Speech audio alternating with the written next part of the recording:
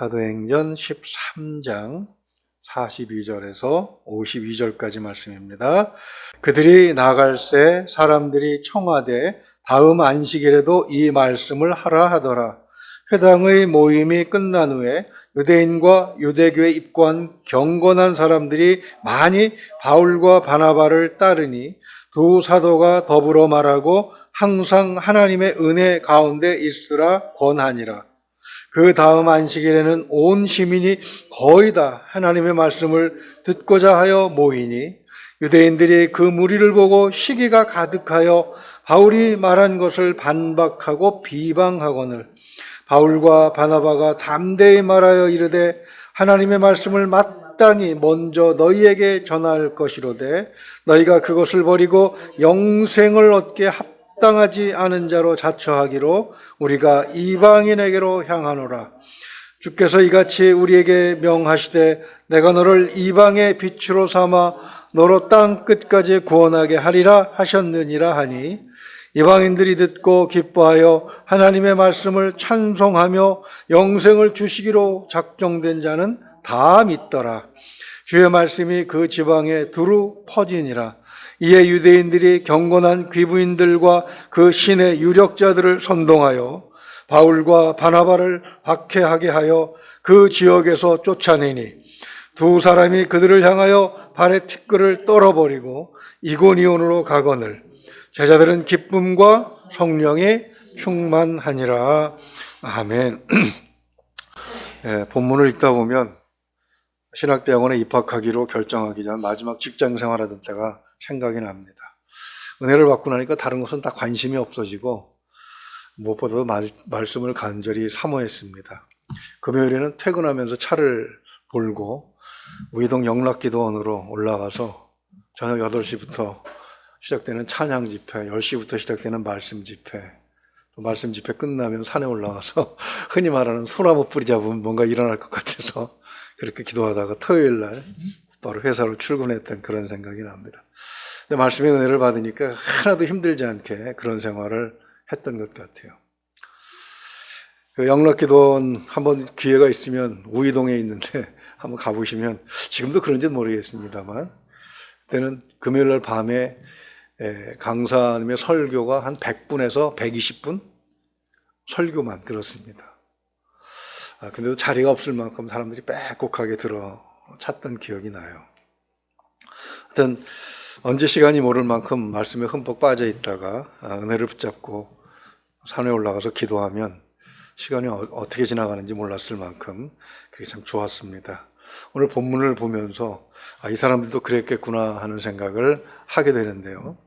42절을 보면 사람들이 바울더러 다음 안식일에도 이 말을 하라 이렇게 청합니다. 43절을 보면 거기에는 유대인도 있었지만 유대교에 입교한 이방인들도 있었습니다. 그들이 얼마나 말씀을 사모했는지 44절을 보면 그대로 드러나고 있죠. 그 다음 안식일에는 그들만 온 것이 아니라 온 시민이 다 하나님의 말씀을 듣고자 하여 모입니다. 그 영향력은 어디까지 가냐면요. 49절 보세요. 주의 말씀이 그 지방에 두루 퍼집니다. 그러니까 거기가 중심 도시이기 때문에 일 보러 거기 왔던 사람들, 우리도 무슨 일을 보려면 수원에 있는 경기도청에 가야 되지 않습니까? 그럴 일들이 있는 것처럼 그렇게 모인 사람들이 은혜를 받고 그리고 자기가 살던 곳으로 돌아가서 복음을 전하기도 하고 또 은혜를 받은 사람들이 일부러 지방으로 가서 자기 친척들에게 자기 아는 사람들에게 말씀을 전하러 가는 그런 놀라운 사건들이 벌어지게 됩니다. 얼마나 큰 은혜를 받았으면 이럴까? 한번 생각을 충분히 해볼 만 하겠지요. 자신이 받은 은혜를 혼자만 간직할 수 없었던 것입니다. 즉 받은 은혜를 혼자 간직하기에는 너무 벅차서 기회가 있을 때마다 입을 벌리고 또 그것이 얼마나 왕성하게 일어났든지 불과 한 주 지났는데 그 다음날 안식일날 온 시내에 있는 사람들이 다 모여들었다 이렇게 말씀을 하는 거죠. 그렇다면 말씀이 우리가 어제 살펴봤지만 특별한 말씀이 있는 것은 아닙니다. 우리가 다 잘 아는 내용입니다. 그렇죠? 아브라함부터 다윗까지의 내용은 그들도 잘 아는 구약의 내용입니다. 특별히 뭔가를 덧붙인 것이 없이 32절 보면 그러니까 또 다른 시편에 일렀을 때 주의 거룩한 자로 썩음을 당하지 않게 하시리라 하셨느니라. 이 말씀은 시편 16편 10절 말씀을 인용한 것입니다. 이런 말씀을 전했는데 그들이 왜 그렇게 목마른 사슴이 시냇물을 찾듯 그렇게 몰려들었는가, 그렇게 큰 은혜를 사모하고 있었는가, 그런 생각을 해보게 되는 것이죠. 감춰진 비밀이 있었고 사실은 바울의 설교를 통해서 그것이 드러났다, 은혜로 드러났다, 이렇게 생각해 볼 수가 있는데요. 인간에게 가장 두려운 것, 그것이 무엇입니까? 35절 말씀처럼 죽음이죠. 썩는 것. 그런데 죽지 않는다는 뜻이 이 말씀에, 인용한 말씀에 포함되어 있고, 36절에 37절을 보게 되면 잠들었다가 썩은 경우와 썩지 않는 경우를 비교해서 설명을 해줬지 않습니까? 그러니까 이 말씀을 듣는데 썩지 않는 경우에 속하게 되려면 그럼 어떻게 해야 되느냐? 유대인들은 모세의 율법을 강조했지만 지금 사도 바울의 설교 속에는 뭐가 있는 겁니까? 하나님께서 약속하신 바 그 사람을 믿으면, 그 사람을 힘입어 그 사람을 믿으면 값없이 받는다는 그런 뜻으로 주어지니까 얼마나 기뻤겠습니까? 그들이 율법의 억압으로부터 자유를 얻고 바로 그러한 것, 죽음의 공포로부터 벗어난 그 느낌, 그것을 그들이 논리적으로 설명할 수 있었는지는 모르겠지만 어쨌든 그들 마음속에 드러난 그 기쁨이 폭발적으로 반응했다는 것은 우리가 충분히 짐작할 수가 있는 것입니다. 사실 앞에서 말씀드린 것처럼 이 말씀은 다 성경에 기록되어 있는 말씀입니다. 이 말씀이 없는 다른 말씀을 보더라도 이사야 7장 14절을 보게 되면 그러므로 주께서 친히 징조를 너희에게 주실 것이라 보라 처녀가 잉태하여 아들을 낳을 것이요 그 이름을 임마누엘이라 하리라. 임마누엘의 뜻이 무엇입니까? 하나님께서 그들과 함께 하신다는 그런 뜻이죠. 오늘 본문 말씀 47절을 보게 되면 이사야 49장 6절 말씀을 인용하고 있는데 사방에서, 그죠? 많은 사람들, 이방인들에게도 구원의 빛이 전해지고, 그래서 이사야 60장 4절을 보게 되면 내 눈을 들어 사방을 보라. 무리가 다 모여 내게로 오느니라. 내 아들들은 먼 곳에서 오겠고 내 딸들은 안개 올 것이라. 이방인들도 구원받을 것을 이렇게 예언하지 않았습니까? 지금 그런 역사가 일어나고 있는 것입니다. 그러면 그동안에 유대인들은 회당에서 무엇을 했느냐? 그들은 오직 우리가 마태마가 누가 요한복음을 보면 알지만 그들은 오직 무엇을 가르쳤어요? 오직 율법, 모세 율법만을 가르쳤습니다. 그래서 모세 율법을 지키면 착한 사람이고 선한 사람이고, 그리고 모세 율법을 지키는 자를 수를 한정해서 특권층으로 사회적 지위를 누리게 만들어 주었습니다. 그리고 다른 백성들에 대해서는 어떻게 해요? 그 율법을 이용해서 낮은 백성을 만들고 죄인을 만들고, 그리고 평생 죄의 그 고통을 짊어지고 살아가게끔 그렇게 만들었던 것이 바로 유대교의 그 성경을 이용한 종교적 행위였던 것입니다. 율법의 목적은 무엇입니까? 죄를 알게 하는 것이고, 그리고 사람들로 하여금 스스로 죄인임을 깨닫고 하나님의 은혜 앞에 엎드리게 하는 것. 그것이 바로 율법의 목적 아닙니까? 그런데 그들은 율법의 무서운 부분만을 강조하면서 오히려 백성들의 발목에 죄를, 쇠사슬을 묶어서 억압했던 그런 도구로 사용했던 것이죠. 그러나 하나님께서 값없이 주시는 은혜, 이 부분은 숨겨두었던 것입니다. 그러나 이제 사도 바울의 설교를 통해서 그것이 그대로 드러나게 된 것이죠. 숨겨진 비밀이 드러나고 믿는 자들에게 주시는 하나님의 은혜가 그 성경 말씀에 숨어 있음을 그들이 비로소 알게 된 것입니다. 주님께서 비유로 말씀하신 것을 보게 되면 어때요? 땅을 팠더니 땅에서 뭐가 나왔어요? 금은 보화과 가득 담긴 그런 상자가 나온 것을 발견할 것 같은 그런 사건이 일어난 것입니다. 우리 39절만 다시 한번 읽어볼까요? 그 상자가 무엇인가? 39절.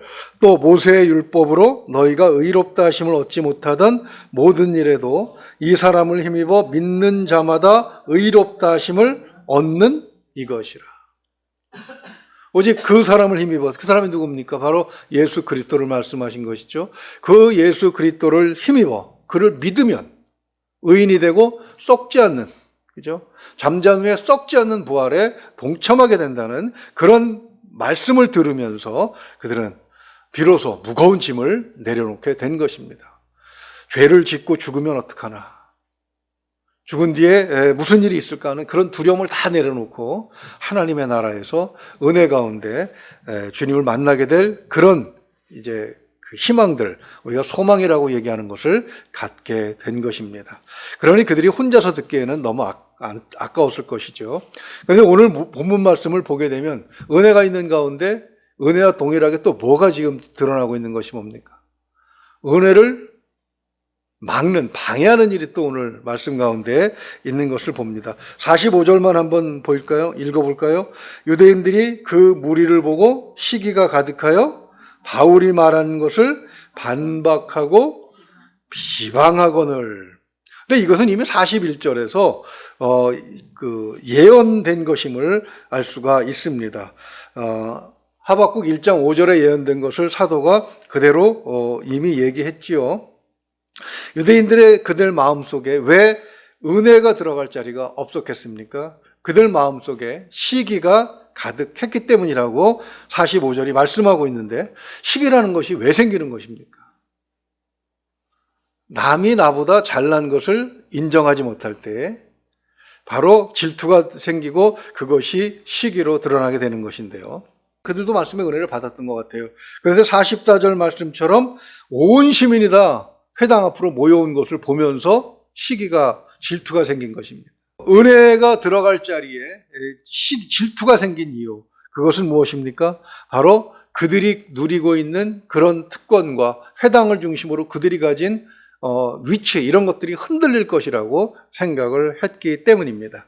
그것은 그들이 회당을 통해서 많은 것을 가지고 있기 때문인 것을 우리가 알 수 있는데요. 50절 한번 보십시오. 50절 보면 이에 유대인들이 경건한 귀부인들과 그 신의 유력자들을 선동하여 바울과 바나바를 박해하게 하여 그 지역에서 쫓아내니, 이렇게 되어 있습니다. 그러니까 회당의 리더들은, 유대인 회당의 지도자들은 성경을 가르치던 자들이죠. 랍비들도 있었을 것입니다. 그들은 누구와 결탁하고 있었어요? 경건한 귀부인이라는 것은 높은 귀족이나 이런 사람들의 부인을 얘기하죠. 그 다음에 신의 유력자들, 지금으로 얘기하면 정치 권력자들을 말한다고 말할 수가 있을 것입니다. 뭐 시청에 있는 시청이나 뭐 고급 공무원이나 뭐 이런 사람들을 얘기할 수 있겠죠. 그런 사람들과 이렇게 저렇게 선이 연결되어 있었습니다. 사실 회당에는 사람들이 많이 모입니다. 모인다는 것은 맨파워, 인력이 형성돼 있었다는 것이죠. 정치가들이 탐낼 만한 그런 모임이 바로 교회와 같은 모임입니다. 그런데 이 회당 지도자들과 이 신의 유력자들은 어때요? 서로 이익을 주고받는 그런 관계로 형성되어 있었다는 것입니다. 바로 그 알량한 것을 잃어버릴까 봐 이들은 말씀을 전하지 못하게 방해하고 바울과 바나바를 어때요? 시내 바깥으로 쫓아내고 있는 것입니다. 그랬을 때 51절을 보게 되면 두 사람이 그들을 향하여 발에 티끌을 떨어내고 다음 도시로 떠나게 됩니다. 사람들로 하여금 이렇게 방해하게끔 하는 것도 하나님의 은혜라고 하는 것이, 이 사람들이 계속 붙들고 바울과 바나바를 붙잡고 놓아주지 않았으면 어떻게 되겠습니까? 바울과 바나바는 이 도시에서 그냥 목회를 하는 사람으로 멈추었을 수도 있을 것 같아요. 그런데 쫓아내니까 할 수 없이 떠나면서 다른 도시로 가서 또 말씀을 전하게 된 것이지요. 그러나 그렇게 떠났다고 하더라도 52절 보게 되면 제자들은 기쁨과 성령이 충만했다고 그렇게 되어 있습니다. 이미 49절 말씀에 의해서 상당한 시간이 여기서 있었음을 알 수가 있습니다. 쫓아낸다고 할 때까지 바로 쫓아내진 않았겠죠. 여러 가지 음모가 있었을 것이고 또 쫓아낼 명분들을 찾고 그러다 보면 시간이 몇 달, 몇 주 이렇게 흘렀을 것입니다. 그동안에 열심히 말씀을 가르쳐서 그 말씀이 지방까지 퍼지게끔 그렇게 제자들을 많이 삼았던 것이죠. 그리고 그들은 떠날 때는 어떻게 합니까? 마태복음 10장 14절을 보게 되면 누구든지 너희를 영접하지도 아니하고 너희 말을 듣지도 아니하거든 그 집이나 성에서 나가 너희 발에 먼지를 떨어 버리라. 바로 그 말씀대로 발에 먼지를 떨고 가고 있는 것입니다. 항의도 할 수 있었겠죠. 우리가 뭘 잘못했느냐, 우리가 무슨 반역을 행했느냐. 그러나 그러지 않고 그들은 예수님의 명령대로 그리고 예수님께서 가르쳐 주신 대로 발에 티끌을 떨어버리고 그리고 다른 도시로 떠나고 있는 것입니다.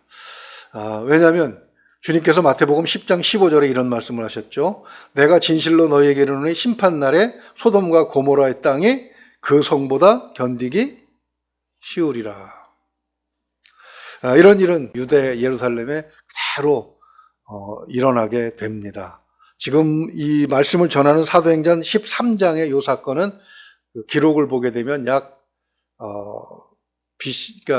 주님 오신 후에 40년, 39년에서 40년 정도 그때 해당이 되게 되는데 헤롯이 죽은 게 39년입니다. 그러니까 그 뒤로부터 1년이 되었는지 2년이 되었는지 하여튼 그 기록에 의하면 그 정도 되겠죠. 그리고 30년이 더 지나고 나면 예루살렘은 완전히 쑥대밭이 되지 않습니까? 바로 그러한 것을 우리가 생각해 볼 때 우리는 무엇보다도 사모해야 될 것이 무엇입니까? 말씀의 은혜를 사모해야 될 줄로 믿습니다. 거기서 하나님의 은혜가 시작되고 거기서부터 성도의 삶이 이제 시작되기 때문이죠. 그러나 은혜가 있는 곳에는 시기와 질투도 있다는 사실도 우리는 기억을 하고 절대로 그런 일이 있을 때 좌절해서는 안 된다는 것이죠. 빛이 강하면 어떻습니까? 그늘도 더 짙을 수밖에 없는 것입니다. 특별히 오늘 말씀, 그러니까 이 사도행전 13장의 사건을 통해서 우리가 볼 수 있는 것이 있는데 그것은 뭐냐면 기적이나 병고침, 방언 이런 것이 없었다는 것입니다. 그렇죠? 바보에서 배를 타고 13절 보게 되면 바보에서 배를 타고 밤빌라에 있는 버가에 이르러서 이제 말씀을 전하는데 비시디아 안디옥에 이르러서 말씀을 전하잖아요. 그런데 거기서는 특별히 병을 고친 것도 아니고 무슨 방언이나 이런 걸 통해서 사람들 앞에서 특별한 성령의 어떤 역사를 보여준 것도 아닙니다. 사람들이 쭉 줄을 서서 안수받고 병이 나은 그런 사건도 없었습니다. 순수하게 말씀만으로 이런 놀라운 사건이 벌어졌다는 사실을 우리가 기억하면서 우리가 말씀의 은혜를 사모할 때 우리에게 있는 모든 문제들을 해결할 수 있는 열쇠를 발견하게 될 줄로 믿습니다. 그 열쇠를 발견할 때 우리가 그것을 그 은혜를 하나님의 말씀의 은혜를 마스터키라고 얘기하죠. 우리가 가진 모든 문제를 해결할 수 있는 바로 그 하나님의 능력이 말씀에서부터 온다는 사실을 믿고 말씀을 더 사모하면서 말씀 속에서 지혜를 얻고 또 문제 해결에 큰 능력도 갖는 저와 여러분 될 수 있기를 주님의 이름으로 축원을 드립니다.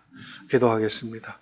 하나님 아버지, 비시디 안디옥에 있는 사람들은 목마른 사슴이 시냇물을 찾는 것처럼 그렇게 목이 말라 있었습니다. 하나님, 바울이 메시지를 전했을 때 하나님의 말씀을 전했을 때 그들은 알고 있는 말씀이었지만 그 말씀 속에 숨어있는 하나님의 은혜가 드러났을 때 그들은 큰 은혜를 받고 그리고 참으로 하나님의 은혜 가운데 그들의 삶의 모든 무게들이 다 덜어지고 인생 자체가 복받은 인생으로 출발하게 된 것을 오늘 말씀을 통해서 우리가 확인하게 하시니 감사합니다. 하나님, 그러나 말씀을 전할 때 또 말씀대로 사는 삶을 살 때에 우리가 가진 복을 시기하고 질투하는 존재도 있다는 사실을 기억하게 하시고 어려움을 만났을 때 절대 좌절하거나 낭망하지 않게 하시며 말씀의 은혜를 통해서 능히 그것을 극복할 수 있는 힘도 또한 지혜도 또한 누릴 수 있도록 하나님 도와주시옵소서. 말씀의 은혜를 날마다 사모하며 하나님께서 예비하신 이 하늘의 신령한 은혜를 날마다 우리 속에 채우는 그런 경건한 신앙들이 될 수 있도록 하나님 도와주시옵소서. 믿고 감사하며 우리 주 예수 그리스도 이름으로 기도하옵나이다. 아멘.